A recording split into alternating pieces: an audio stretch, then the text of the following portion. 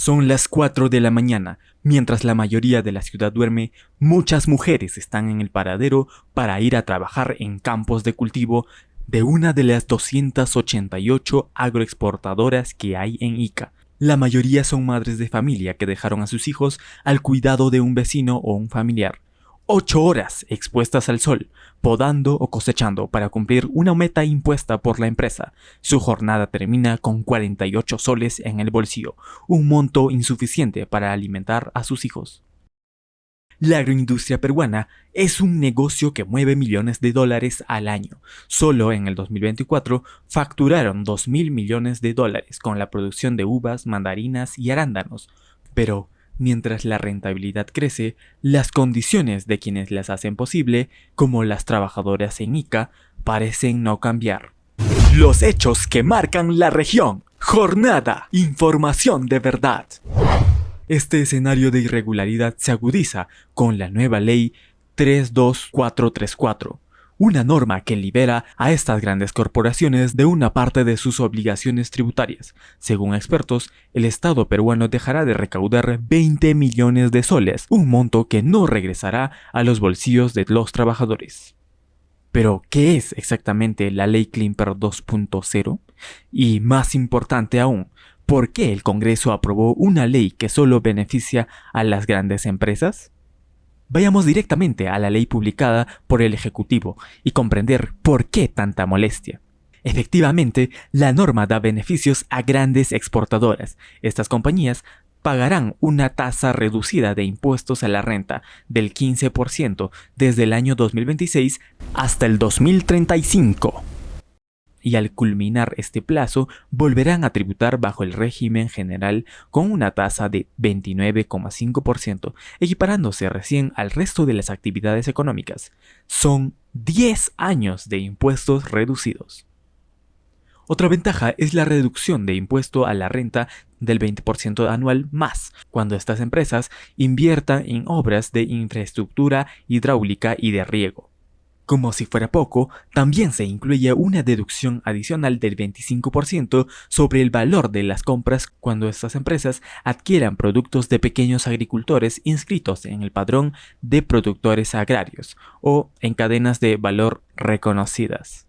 Pero la norma también dice beneficiar a los pequeños productores agropecuarios, exonerándoles de impuestos si sus ingresos no superan las 30 unidades impositivas tributarias al año, que en el 2025 equivale a 160.500 soles, por los que no pagarán tributos. Si superan este límite, hasta los 150 UIT, que equivale a unos 800.500 al año, entonces tendrán que abonar solo el 1.5% en impuestos. Y quienes excedan este segundo límite estarán obligados a declarar y pagar como empresa agraria a través de una asociación o empresa agroexportadora de la que formen parte, y así evitar retenciones indebidas. Pero para algunos expertos, estos beneficios son solo una forma de enmendar un problema de informalidad que persiste en el sector.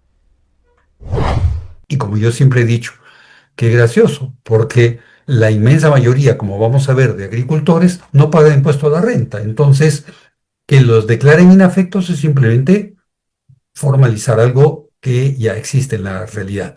Si pasan de ese monto, empezarán a pagar 1% de la renta que se pasen mensualmente.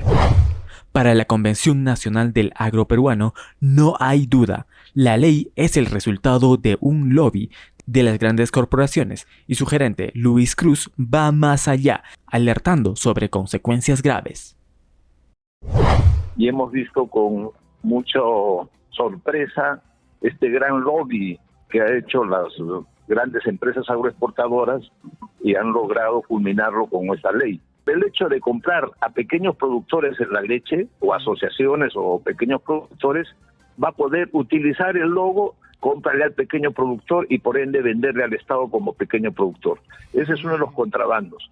Existe otro contrabando peligroso que hay que denunciarlo, que es el tema del agua. En un artículo establecen que si un agricultor o asociación ahorra agua, puede venderla. Esto es peligroso porque va contra la Constitución y contra la ley de los recursos hídricos. El agua es de propiedad del Estado y no se puede vender.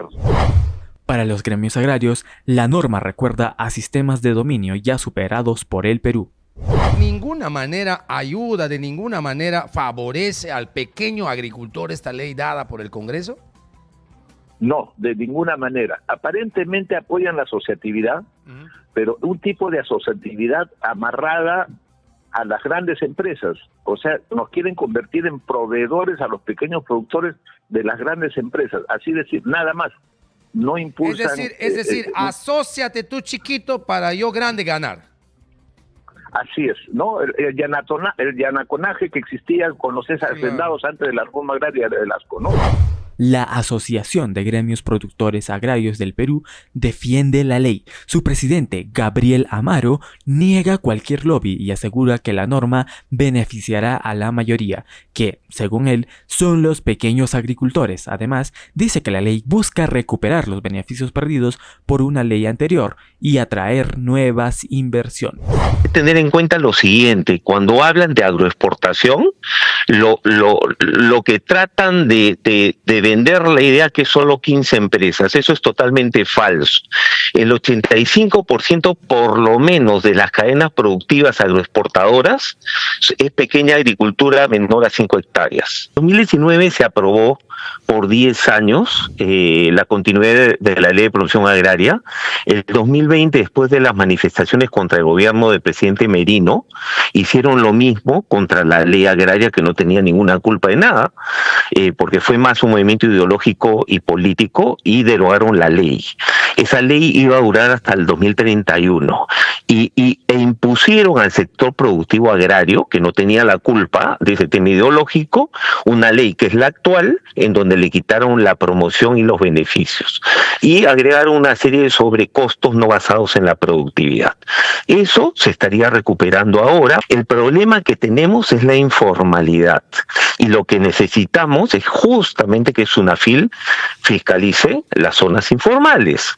Lo que está haciendo es no quitar la fiscalización de las empresas agroexportadoras, agroindustriales y agrícolas formales, sino ampliar el efecto de la SUNAFIL a las zonas informales. Con eso va a asegurar pues el trabajo formal de miles de trabajadores que hoy están en la informalidad. Es parte del incentivo que se requiere para llevarlos y que tengan todos los beneficios sociales.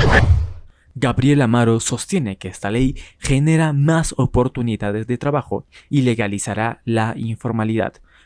Pero, ¿cómo es el trabajo de las mujeres en la agroindustria de Ica? ¿Se cumple con los estándares laborales? Un informe de la Comisión de Derechos Humanos de Ica, que encuestó a 145 trabajadoras de la agroindustria, revela la situación.